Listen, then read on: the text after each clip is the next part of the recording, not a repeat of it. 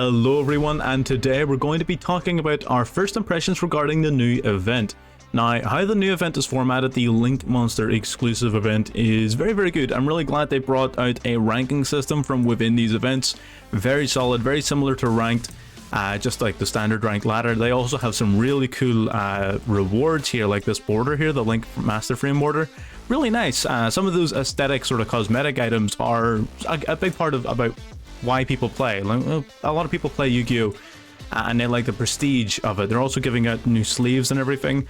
So lots of really cool cosmetic items, and it is just a bunch of fun overall. We've gone into the event, of course, first off the bat using Code Talkers. I just think thematically it worked in my head. Plus, I really do like the Code Talker deck. We've had to make very slight alterations to it, just since our previous deck profile. In this event, Microcoder is limited to 1, which is, you know, it really does hurt a little bit. It does make the deck a good bit less consistent in terms of having your codec at all times, but again, it's still consistent enough to the point where I don't really mind losing 2 copies of the coder. It typically still works out just fine. And then we also have a new extra deck monster called Decode Talker Heat Soul. So Heat Soul basically fills a niche in this deck where we didn't have a good fire Code Talker monster in the past.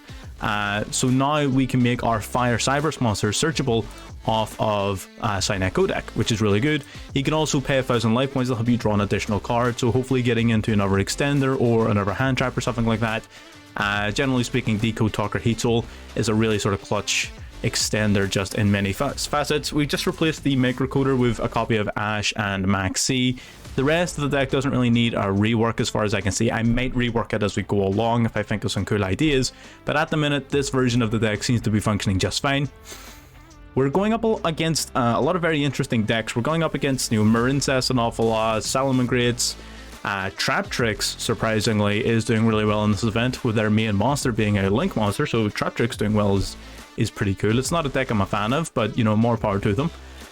So there's a lot of interesting decks in here, stuff that you wouldn't typically see on the rank ladder, so it's very nice to sort of get these decks some representation.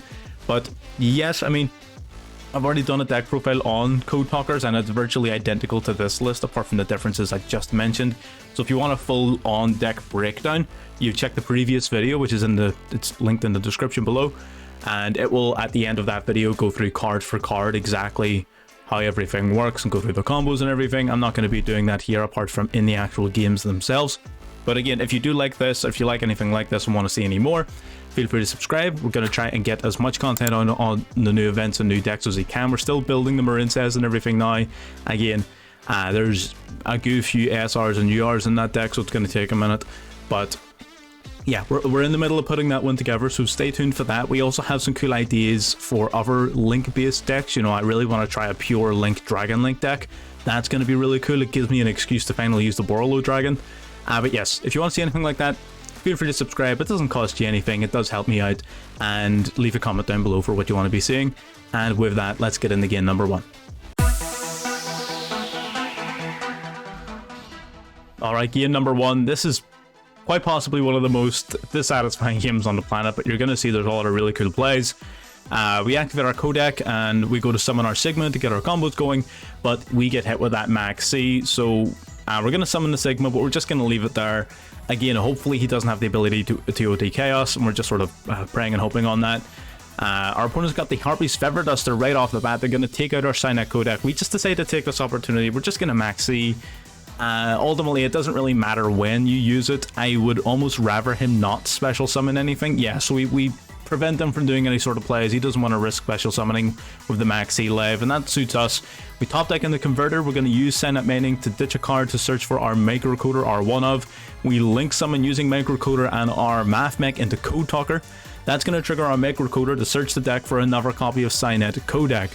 So Cynet Codec then, on activation, basically whenever we summon a Code Talker, we get to search our deck for a monster that matches its attribute. So now we get to grab an Earth monster because we summoned our Transcode Talker. Transcode will revive our Code Talker from the graveyard, link it with the code generator in our hand to link summon out our X-Code Talker. Codec will then search as a wind monster. Generator will send a monster from deck to graveyard, and X-Code Talker is going to block up one of our opponent's main monster zones. That's pretty cool. The effect itself doesn't do much, but it chain blocks really well. So we send Dot Skipper to the graveyard. Codec will grab us the Parallel Exceed, Dot Skipper, of course, summoning itself then from the graveyard. We link summon using these two to go into Access Code Talker. Access Code Talker then, as a dark monster, will allow us to search our deck for a Dark Cybers monster. It's going to boost its attack up here by 3000. Our Parallel Exceed will now activate to summon itself, but our opponent's got that Forbidden Droplet, so they're going to ditch one of their Marincess monsters, so they are in fact playing Marincess. They're going to ditch one of their Marincess to negate our Access Code Talker and half its attack points. Then we'll summon out Parallel Exceed, and we're going to search our deck here for the Nightmare Corruptor Ibly. So using Parallel Exceed's effect on the field, we summon another one straight out from the deck. Then we link summon into Code Talker Inverted. This is a light Code Talker monster. So Chain Link 1, Code Talker Inverted, Chain Link 2, Kodak. That's pretty important here because Kodak will search for any light monster, and now our Inverted has the ability to summon it. So you get to summon the monster you search for. We search for Lady Debug and grab our Infra Flyer. We go into the Shooting Code Talker, which is a Water Code Talker monster, grabbing our Sea Archiver. That's the only reason we play Shooting Code Talker. Summon out the Flyer to summon out the Sea Archiver as well. Link summon into Baylynx. Baylynx grabs, of course, the Salamangreat field spell. Now we're going to normal summon our Corruptor Ibly and use it in a link summon for a second Baylynx to go into the other extra monster zone. We have the full extra link active here, and we have Ibly summoned to our opponent's side of the field, so our opponent cannot special summon if they aren't a link summoning, and we're using up both extra monster zones, so they can't link summon until one of these two guys are gone. Now we're going to activate the Salamangreat Sanctuary and link summon yet again into Firewall Dragon. So this is our full play setup. Our opponent cannot special summon monsters, and at any point we have the ability to return 2 cards in their field back to their hand. That's the big play. Now you're going to notice something here that is incredibly frustrating. Our opponent basically summons a monster, summons one of the Marincess monsters, sending it from deck to graveyard. Their plan is just take out one of the Baylynx and then link summon in main phase 2. That's fine. They're going to go for the Ibly first. Using the field spell, we're able to reduce our monster's attack points to 0, meaning the battle does nothing. Then our opponent declares an attack with their blue Tang, so we were going to return the blue Tang back to the hand here with the Firewall Dragon. But we ran out of time. So frustrating. That was an easy win. I still wanted to show it off. I know it's a loss, but whatever. I still wanted to show that off because that was the play. That was everything. You just need to practice this deck so that this doesn't happen. You will lose to the Tamer, and you need to focus. You know, I'm not gonna lie, I was sort of on my phone. I was sitting about sort of chilling as I was playing. I didn't realize how low the Tamer was. You know, and it just gets you sometimes. I still wanted to show it off because this was a guaranteed win. You know, we bounce the blue Tang back to hand. They have to end their turn back into our turn, pop the Ibly with our Access Code Talker, bang bang bang, lethal. Easy dub. So I still wanted to show it, but there you go. Just watch your Tamer, kids. Let's get into game number 2. Alright, getting into game 2 here with a pretty solid-ish hand here. The Lady Debug is basically a 1-card starter. We're going up against Drytrons, which I thought was very interesting. I was trying to think of a Drytron Link deck, and then I remembered that these guys, their actual deck is about ritual summoning, and that's easy to forget when you see how Drytrons are actually played. So they're going to grab out their, basically, just they're searching for cards. They search for the ritual spell, they search for the ritual monster. They're going to tribute the ritual monster to summon out 2 of the Drytrons from the graveyard. Then they can ritual summon from the grave by tributing the 2 monsters they summon. So it's an easy way to summon it completely for free. And then their field spell basically is going to add itself back to their hand for some follow-up on the following turn. It's more of a, as far as I can see, it's more of a going second type deck, so I don't know why they would choose to go first, because they don't really have any interruption unless those face downs are interrupting. We're going to summon out our Lady Debug here. They're going to use their Forbidden Droplet to negate our Lady Debug. That does put us in a little bit of a rough spot, but luckily we do have the Signet Mining on deck here, so it's not as if we're out of options. Signet Mining, ditch the Spinny to the graveyard to grab our Microcoder. Spinny, of course, can summon itself from the graveyard later, so we're not losing any real value there. Code Talker then comes on out. Microcoder would search for the Signet Codec, and this is when our opponent really hurts us. They're going to hit the Codec the Microcoder with Call by the Grave. Now that's a really big deal. That really hurts us. We're still able to summon out Parallel Exceed here to the field, which is fine. Microcoder is banished. We don't get our search. That is a huge issue here. We're going to use Parallel Exceed to grab another Parallel Exceed. Link summon into Transcode Talker. We're going to try our best still to come back from this. Transcode Talker will revive the Code Talker. Then we'll use these 2 to go into Access Code Talker here for our basically 5300 attack. We're going to banish Transcode to pop his monster. Now, when it's destroyed, it will resummon 2 Drytrons from the graveyard.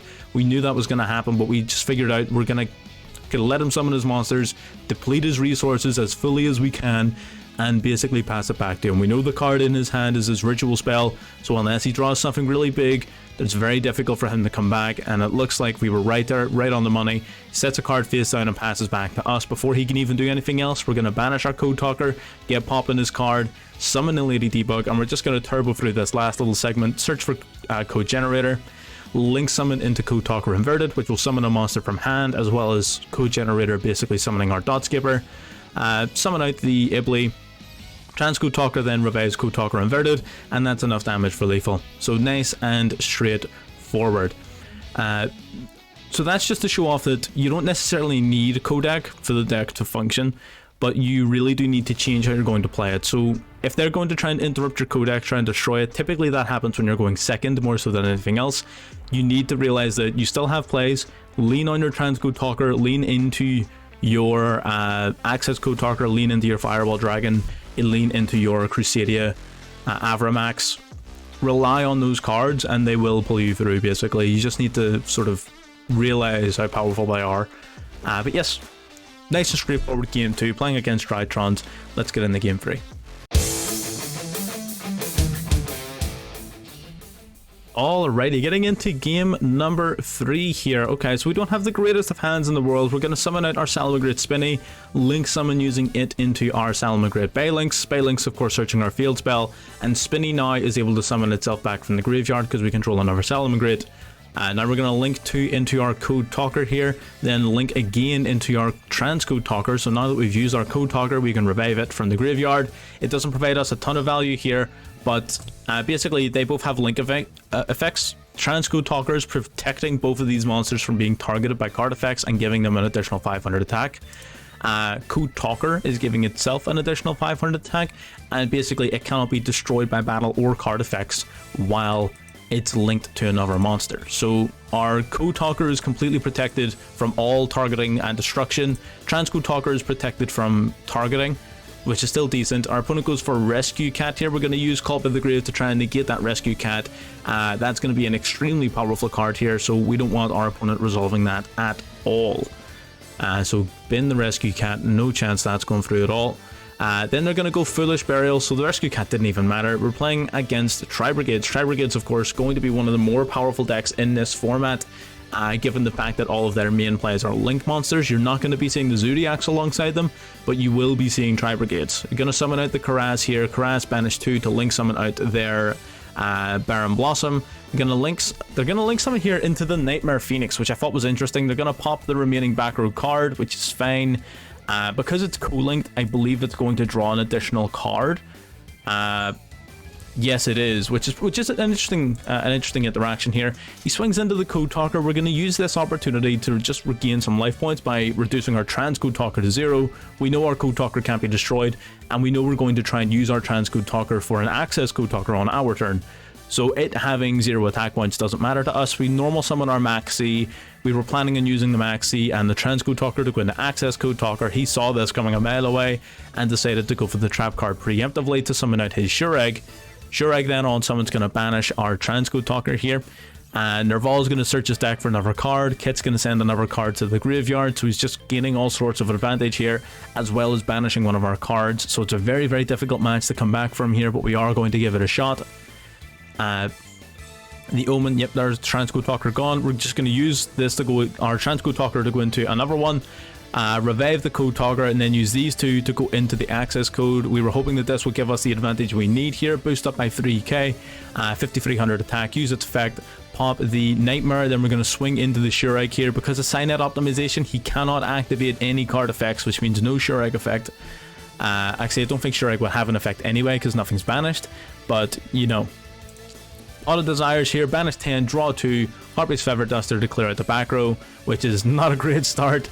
Then Kit, of course, Kit basically being able to banish 4 from the graveyard, summon out another Shureg, and Shureg will non-targeting banish our Access Code Talker. So that's not great. So basically the double Shureg here is cooking us. Shurek's going to be able to search for a card here, I believe, depending on how many banished you've got. Kit, of course, sending the revolve from deck to graveyard. He grabs his fractal from his Shurek's effect.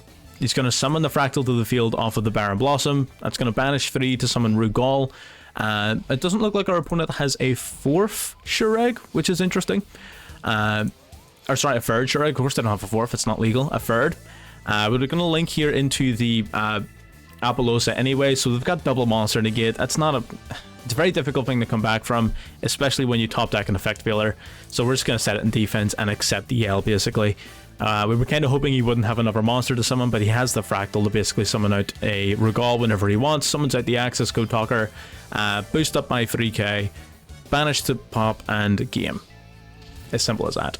So Tri-Brigades are going to be a major contender in this event, alongside Marincess. I think Marincess and Tri-Brigades are probably going to rule the roost on this one. They're going to be very powerful.